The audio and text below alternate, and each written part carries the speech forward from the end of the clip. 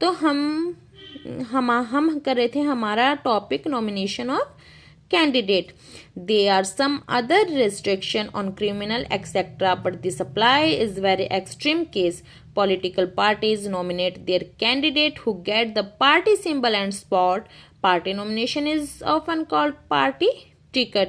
लेकिन जो अपराधी होते हैं, क्रिमिनल्स होते हैं, उन पे भी नॉमिनेशन करने पर रोक होती है. लेकिन यह पाबंदी बहुत ही कम केसेस में होती है, मामलों में लागू होती है. पॉलिटिकल पार्टीज अपने उम्मीदवार को नॉमिनेट करने के लिए अपनी पार्टी का क्या देती हैं, पार्टी सिंबल्स देती हैं और उन्हें पार्टी का स्पॉट भी मिलता है. Party nomination is often called party ticket, यानी उसे आम भाषा में क्या कहा जाता है, पार्टी की बोलचाल की भाषा में उसे टिकट कहा जाता है. Every person who wishes to contest an election has to fill a nomination form and give some money as security deposit.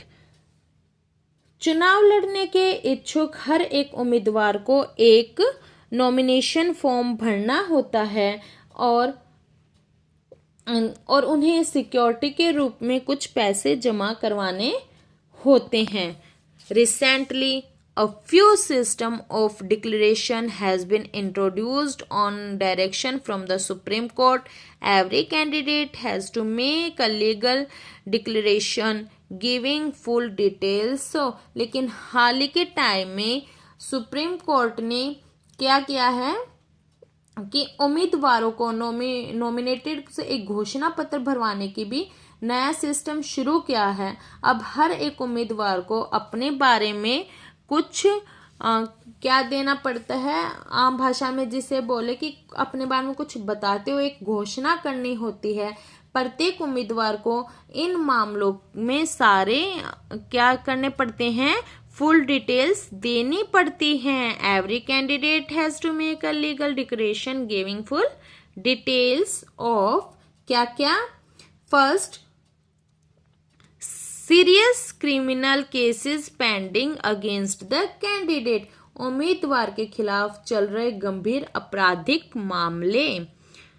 Details of the assets and liabilities of the candidate and his or her family, उम्मीदवार और उसके परिवार के सदस्यों की संपत्ति और देनदारी का ब्यौरा. Education qualification of the candidate, उम्मीदवार की क्वालिफिकेशन, एजुकेशन क्वालिफिकेशन क्या है. This information has to be made public. This provides an opportunity to the voters to make their decision on the basis of the information provided by the candidate. इन सूचनाओं को सार्वजनिक किया जाना चाहिए. इससे मतदाताओं को उम्मीदवारों द्वारा खुद के बारे में सूचना के आधार पर अपना फैसला करने का मौका मिलता है. Voters to make their decision on the basis of the information provide by the candidate. अब आपको एक रेड कलर का बॉक्सेस दिखाई दे रहा है, इसमें दे रखा है एजुकेशनल क्वालिफिकेशन फॉर कैंडिडेट्स, यानी जो कैंडिडेट्स होते हैं उनकी एजुकेशन क्वालिफिकेशन क्या होती है. ठीक है, ये इसमें बताया गया है. तो सबसे पहले क्या लिखा गया है, Why is there no education qualification for holding such as important position when some kind of educational qualification is needed for any other job in the country? जब देश की सभी जॉब के लिए किसी न किसी किस्म की एजुकेशन क्वालिफिकेशन जरूरी है, तो विधायक या सांसद महत्वपूर्ण पदों के चुनाव के लिए किसी किस्म की जो क्वालिफिकेशन, एजुकेशन क्वालिफिकेशन है, उसकी ज़रूरत क्यों नहीं है. First, educational qualification are not relevant to all kinds of job. The relevant qualification for section to the Indian cricket team, for example, is not the attainment of educational degrees but the ability to play cricket well. Similarly, the relevant qualification for being an MLA or MP is the ability to understand people's concerns, problems, and the represent their interest. Whether they can do so or not is examined by lack of examiner their voters after every 5 years. यानी कि सभी तरह के काम सिर्फ educational qualification के आधार पर ही नहीं होते हैं। जैसे इंडियन क्रिकेट टीम में इलेक्शन के लिए डिग्री की नहीं, अच्छा क्रिकेट खेलने की क्वालिफिकेशन होना जरूरी है, योग्यता होनी जरूरी है। इसी प्रकार मेंबर या कैंडिडेट की सबसे बड़ी योग्यता यह है कि वह अपने क्षेत्र के लोगों की समस्याओं को समझे, प्रॉब्लम्स को समझे, उनकी चिंताओं को समझे और उनके हितों का प्रतिनिधित्व करे। वह ये काम कर रहे हैं या नहीं, इसकी परीक्षा उनके लाखों वोटर्स 5 साल तक रोज लेते हैं। नेक्स्ट है, even if education was relevant, it should be left to the people to decide how much importance they give to educational qualification. अगर शिक्षा या डिग्री की जरूरत हो भी तो यह जिम्मा लोगों पर छोड़ देना चाहिए कि वह एजुकेशन क्वालिफिकेशन को कितना महत्व देते हैं। In our country, putting an educational qualification would go against the spirit of democracy for yet another reason. It would mean depriving a majority of the country's citizens the right to contest elections. If, for example, a graduate degree like BA, BCom or BSc was made compulsory for candidate, more than 90% of the citizens will become ineligible to contest election। यानी कि हमारी country में education qualification की शर्त लगाना एक अन्य कारण से भी डेमोक्रेटिक की मूल भावना के खिलाफ होगा। इट मीन्स, इसका मतलब यह होगा कि देश के जो अधिकांश लोग हैं, सिटीजन्स हैं, उनको इलेक्शन लड़ने के लिए मौलिक अधिकारों से वंचित करना। जैसे यदि उम्मीदवारों के लिए BA, BCom या BSc की BA डिग्री को भी अनिवार्य किया गया है तो 90% से ज़्यादा नागरिक चुनाव लड़ने के अयोग्य हो जाएंगे। ठीक है, become ineligible to contest election. Next जो हमारा टॉपिक है वो है इलेक्शन कंपेनिंग। इलेक्शन कंपेनिंग क्या होता है, जिसे हम अगर हिंदी में बोलें तो चुनाव अभियान।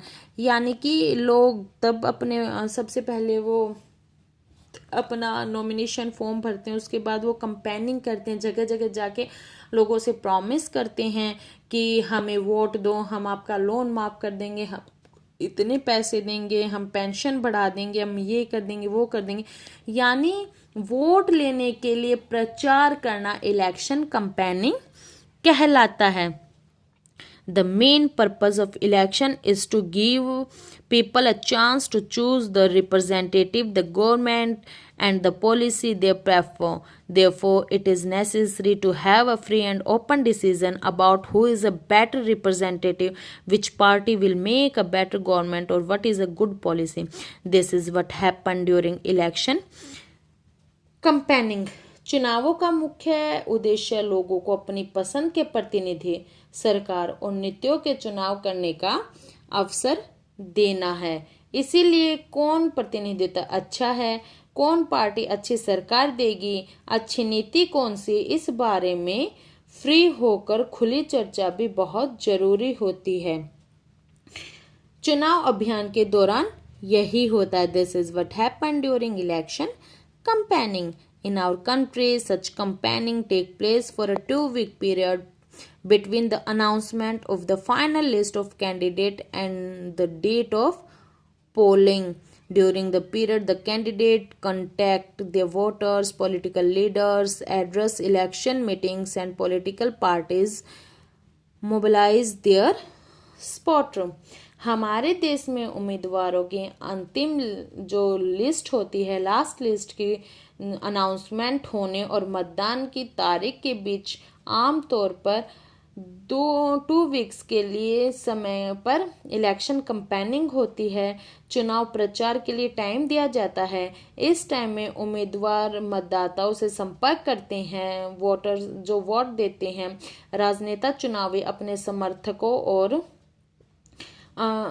को और सक्रिय करती है। इस अवधि में अखबार और टीवी चैनलों पर भी चुनाव से जुड़ी खबरें और बहसें होती हैं। During this period, the voter candidate contact their voters, political leaders address election meeting, and political parties mobilize their supporter.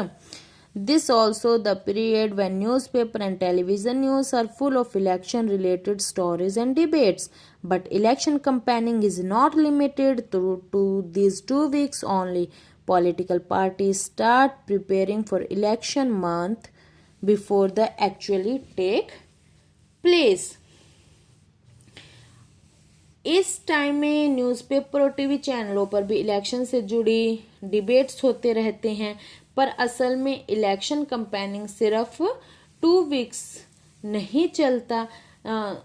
Political parties election होने के महीनों पहले से इसकी जो प्रिपरेशन है, जो तैयारी है, वो शुरू कर देते हैं। Political parties start preparing for election month before they actually take place. In election campaigning, political parties try to focus public attention on some big issue. They want to attract the people to that issue and get them to vote for their parties on that basis. Let us look at some of the successful slogans given by different political parties in various elections. चुनाव अभियान के दौरान राजनीतिक पार्टियां लोगों का ध्यान कुछ बड़े मुद्दों पर केंद्रित करवाना चाहती है, फोकस करवाना चाहती है। वह लोगों को इन मुद्दों पर आकर्षित करती है और अपनी पार्टी के पक्ष में वोट देने के लिए कहती है। आइए अब विभिन्न इलेक्शनों में विभिन्न पार्टी द्वारा उठाए गए कुछ सफल नारों पर कुछ जो वेरियस पॉलिटिक्स पार्टी के सक्सेसफुल जो स्लोगन हुए हैं उन पर ध्यान देते हैं। Successful slogan given by different political parties in various election. The Congress party lead by Indira Gandhi gave the slogan of गरीबी हटाओ, remove poverty. In the Lok Sabha election of 1971, the party promised to reorient all the policies of the government to remove poverty from the country. Indira Gandhi के time की जो Congress lead के time की Congress party थी, उसमें उन्होंने क्या नारा लगाया था? 1971 के जो लोकसभा इलेक्शन हुए थे उनमें उन्होंने गरीबी हटाओ का नारा दिया था। पार्टी ने प्रॉमिस किया कि वह सरकार की सारी नीतियों में बदलाव करके सबसे पहले remove the poverty from the country, यानी कि सबसे पहले वो देश से गरीबी को हटाएगी. Save democracy was the slogan given by Janata party in the next Lok Sabha election held in 1977. The party promised to undo the excess committed during emergency and restore civil liberties. 1977 में लोकसभा इलेक्शन में जयप्रकाश नारायण के लीड में जनता पार्टी ने नारा दिया था save democracy, यानी कि डेमोक्रेसी को बचाओ, लोकतंत्र को बचाओ. पार्टी ने इमरजेंसी के दौरान हुई ज्यादतियों को समाप्त करने और नागरिक आजादी को बहाल करने का वादा किया था. The Left Front used the slogan of land to the tiller in the West Bengal assembly election held in 1977. जो वामपंथी दल थे उन्होंने भी 1977 में वेस्ट बंगाल में विधानसभा इलेक्शन में जमीन जोतने वालों का नारा दिया था land to tiller. Land to tiller का क्या मतलब होता है? जमीन जोतने वाले, जो जमीन को जोतते हैं, खेती करते हैं. ठीक है. Protect the self respect of the Telugus was the slogan used by N.T. Rama Rao, the leader of the Telugu Desam Party in Andhra Pradesh Assembly election in 1983. 1983 में आंध्र प्रदेश के विधानसभा इलेक्शन में तेलुगु देशम पार्टी के नेता एनटी रामाराव ने तेलुगु स्वाभिमान का नारा दिया था. In a democracy, it is the best to leave political parties and candidates free to conduct their election campaigning the way they want to, but it is sometimes necessary to regulate campaigning to ensure that every political parties and candidate gets a free and equal chance to compete according. इसमें क्या बताया गया है कि लोकतंत्र में जितने democracy में जितने भी राजनीतिक दल थे, जितनी भी पॉलिटिकल पार्टीज थी, उन्होंने अपनी मर्जी के मुताबिक चुनाव प्रसार इलेक्शन कैंपेनिंग करने के लिए आज़ाद छोड़ देना ही सबसे अच्छा होता है, पर सभी दलों को उचित और समान अवसर मिले इसके लिए कई बार कुछ दखल देने भी जरूरी होते हैं.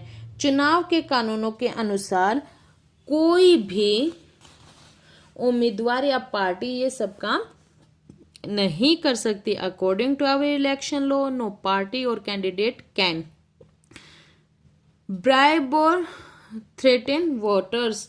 मतदाता को कोई भी किसी भी तरह का लोभ देना या घूस देना या धमकी देना.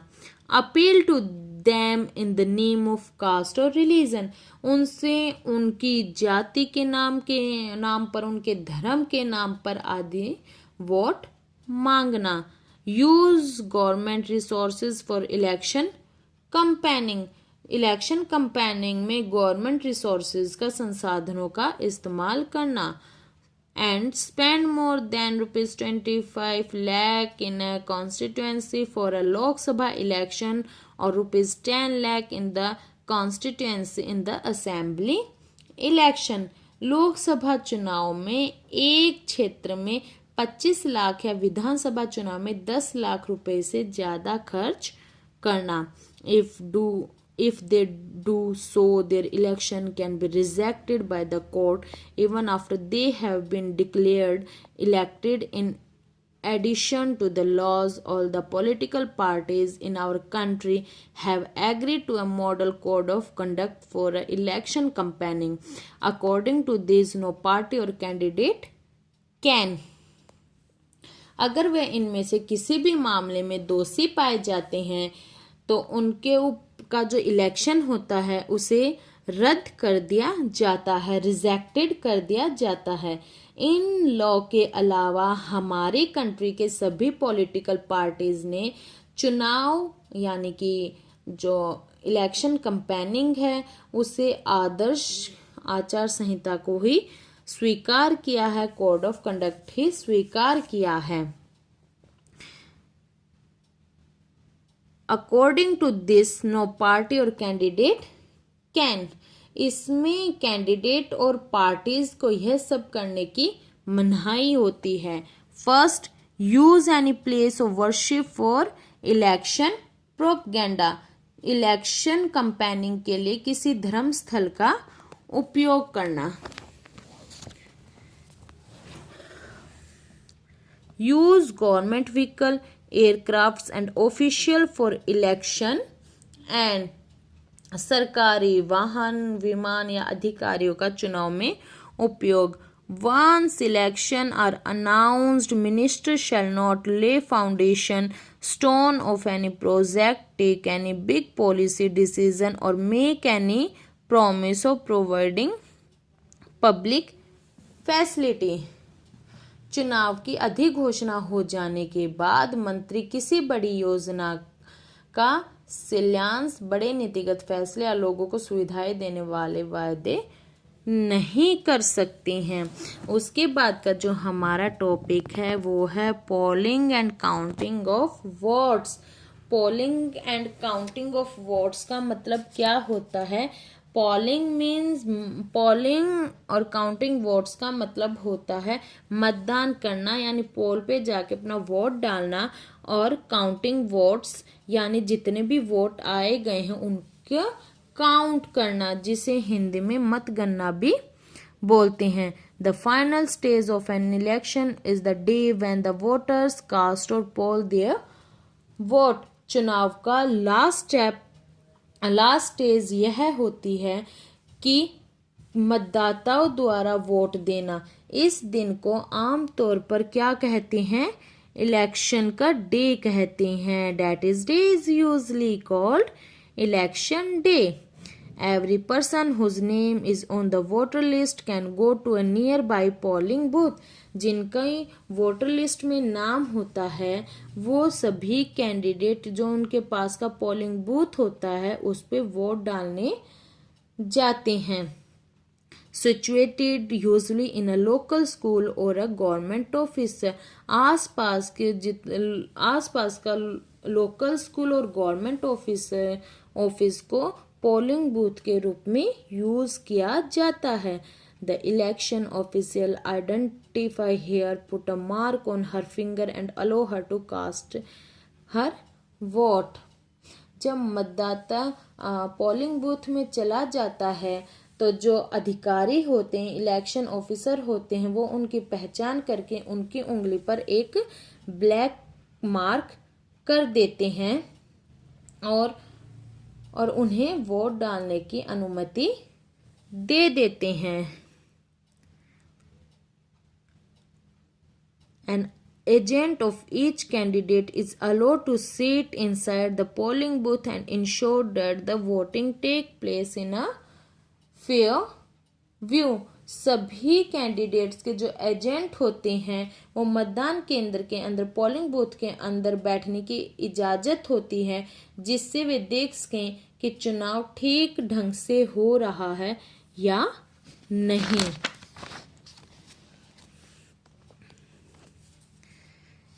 Yearly, the voters used to indicate who they wanted to vote for the putting a stamp on the ballot paper.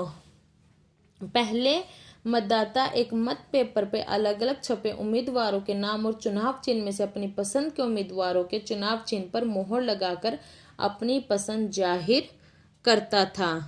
लेकिन a ballot paper is sheet of paper on is the name of contesting candidate along with party names and symbol are listed. Nowadays,